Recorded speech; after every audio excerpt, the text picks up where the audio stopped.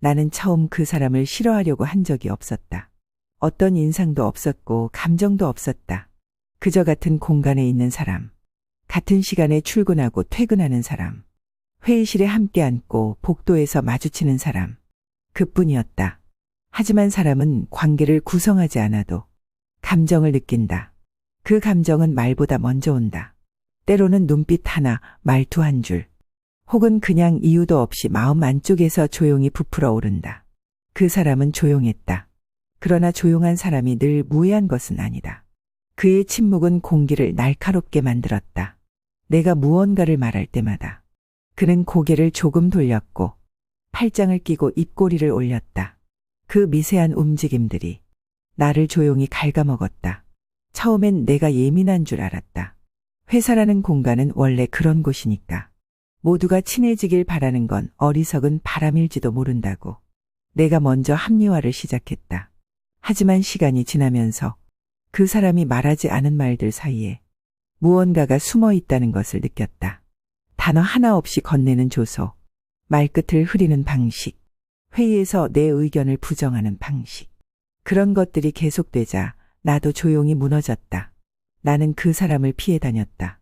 복도에서 마주치면 자리를 피해 걸었고 회의실에서는 가능한 먼 자리에 앉았다. 같은 프로젝트에 묶이면 일이 아니라 감정이 먼저 떠올랐다. 출근길이 두려웠다.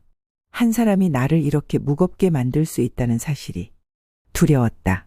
하지만 도망칠 수 없는 곳이었다. 회사는 학교가 아니고 집도 아니니까. 감정이 이유가 되지 않는 곳. 눈에 보이는 실수 외에는 누구도 잘못을 묻지 않는 곳. 그래서 나는 방법을 찾아야 했다. 어떻게 그 사람을 싫어하지 않으면서, 피하지 않으면서, 그리고 무너지지 않으면서 대할 수 있을까? 가장 먼저 한 일은 그를 관찰하는 것이었다. 말을 줄이고 반응을 줄이고 그의 행동을 지켜봤다. 그가 어떤 말을 싫어하는지, 어떤 방식의 회의 진행을 좋아하는지, 누구와 대화할 때 편안해 보이는지, 그리고 어떤 순간 침묵하는지를 하나하나 마음속에 저장했다. 그렇게 감정을 접고 사람을 들여다보기 시작했다. 이상하게도 그러자 조금은 덜 힘들어졌다. 감정이 빠지자 그 사람도 하나의 동작이 되었다. 날카로운 말은 여전히 나를 세웠지만 나는 그것이 그 사람의 방식이라는 것을 알게 되었고 그 방식이 나를 해치기 위해 설계된 건 아니라는 것도 조금은 알게 되었다. 물론 여전히 불편했다. 친해지고 싶은 마음은 없었다. 하지만 나는 어느 날 깨달았다. 이 관계는 친밀함이 아니라 중립을 목표로 해야 하는 관계다. 나는 그 사람에게 호감을 주고 싶지 않았고 그 사람도 나에게 정을 주지 않았다.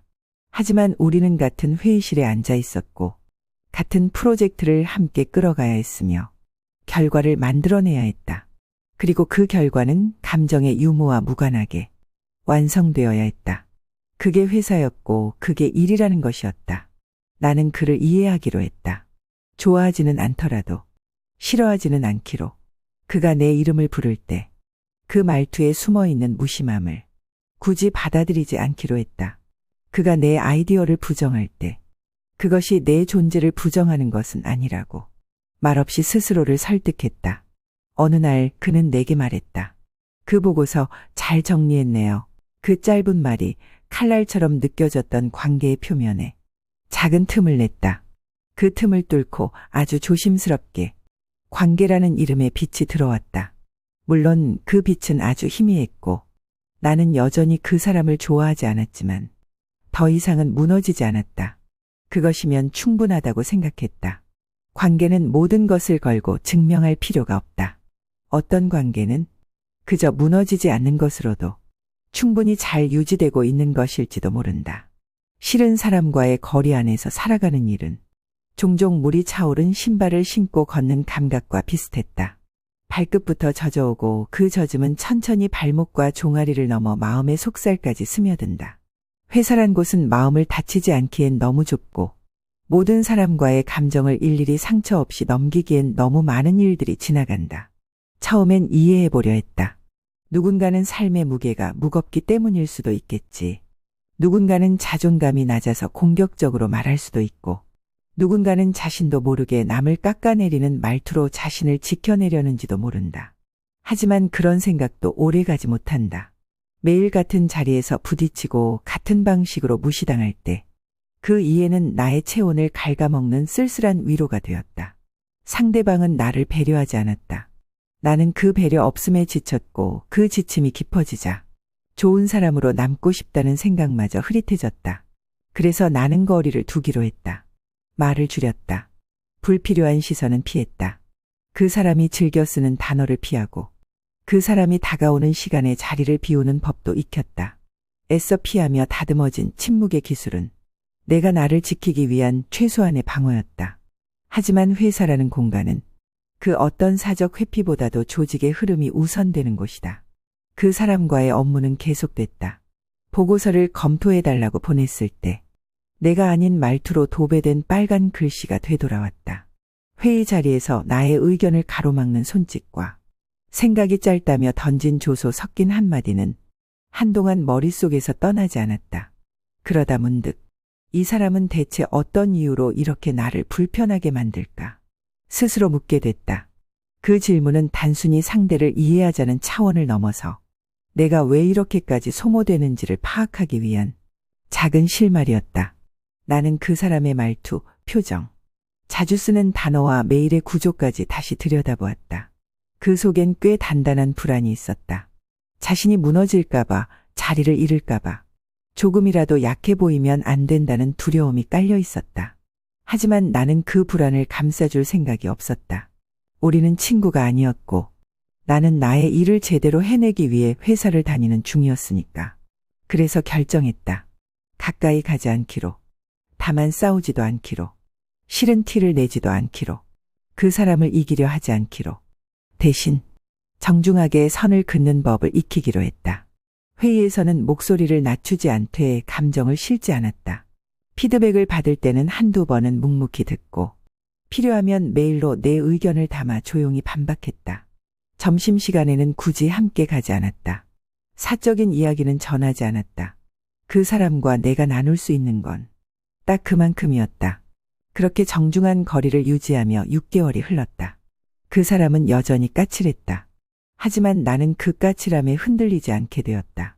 그리고 놀랍게도 어느 날 그 사람의 말투가 조금은 부드러워진 것을 느꼈다. 아마도 그도 느낀 것 같았다. 내가 감정적으로 대응하지 않는다는 것, 자신의 말에 상처받지 않는다는 것, 불필요한 긴장을 만들지 않는다는 것을. 어쩌면 그런 태도가 내가 아닌 그 사람을 변화시킨 걸지도 모른다. 관계란 내가 무엇을 참느냐보다 내가 어떻게 반응하느냐에서 시작되는 것일지도 모른다. 불편한 사람과의 거리에서 나는 나를 조금 더 단단하게 조율해 갔다. 그리고 그 조율이 쌓여 어느 날은 그 사람을 그저 동료로 바라볼 수 있게 되었다. 좋아하지도 미워하지도 않는 아주 건조한 시선으로 그 시선이 나를 지켜냈다. 그렇게 버텼다. 어쩌면 지혜롭게 버틴 것이다. 불편함을 껴안은 채 무너지지 않고 서 있으려 애쓴 시간이었다. 누구나 직장 안에서 자신과 맞지 않는 사람을 만난다. 그 사람을 바꾸는 것은 불가능에 가깝다. 하지만 내 태도는 바꿀 수 있었다. 사람을 싫어하게 되는 일은 사소한 순간에 시작된다. 눈을 피하는 한순간, 무시당했다고 느낀 말투 하나, 그저 피곤해서 던진 짧은 말 한마디, 그건 마음의 틈을 벌리고 그 틈으로 불신이 스며든다. 그 불신은 조용히 자라나서 어느 날 갑자기 관계의 기둥을 무너뜨린다. 나는 더 이상 누군가의 부정적인 감정에 내 삶을 내어주고 싶지 않았다. 그래서 감정을 붙잡아두고 상황을 꿰뚫어보는 쪽을 택했다. 그 선택은 서늘하지만 정확한 거리감이었다. 어느 날이었다. 회의가 끝나고 복도에서 마주친 그 사람이 나지막하게 말했다. 요즘은 덜 예민하시네요. 나는 가볍게 웃으며 대답했다. 서로 적당한 선을 아는 게 좋은 것 같아요. 그 말에 그는 고개를 끄덕였다. 그 짧은 장면이 오래 남았다. 말의 색은 차가웠지만 그 속엔 이상하게도 평온함이 있었다. 어쩌면 서로의 불편함에 대해 공식적으로 동의한 순간이었는지도 모른다. 사람 사이의 불편함은 없어지지 않는다. 다만 다룰 수 있게 되는 것이다. 그걸 알기까지 오래 걸렸다. 나는 너무 많은 시간을 상처받지 않기 위해 혹은 상처 주지 않기 위해 쓸데없는 긴장으로 보내곤 했다. 하지만 그 모든 긴장들은 서서히 벗어날 수 있었다. 그 사람이 변해서가 아니라 내가 나를 이해하게 되었기 때문에 나는 모든 사람과 잘 지내야 할 이유가 없다. 하지만 적어도 누구와도 엉키지 않는 방식으로 살 수는 있다. 회사라는 곳에서 좋은 사람으로 남는 것보다 더 중요한 건 무너지지 않는 것이다. 그래서 멀리서라도 나를 지킬 수 있는 기술이 필요했다. 그 기술은 선명하지 않았다. 매뉴얼도 없고 누구도 답을 알려주지 않았다. 하지만 시간은 늘 가르쳐 준다. 적당한 침묵, 피로를 줄이는 대화, 억지로 웃지 않는 얼굴, 그리고 내 삶에 집중하는 일. 그 모든 것은 직장에서 싫은 사람을 대하는 하나의 방식이었다. 나는 이제 안다. 사람은 타인 때문에 지치는 것이 아니라 자신의 감정을 붙잡아 두느라 지치는 것이다. 그 감정을 서서히 내려놓을 수 있다면 우리는 그 어떤 관계 안에서도 자유로워질 수 있다. 그래서 더 이상 누구를 싫어하지 않아도 되었다. 나는 그저 필요한 거리만큼만 멀어지면 되었다. 그것만으로도 나는 충분히 괜찮아졌다.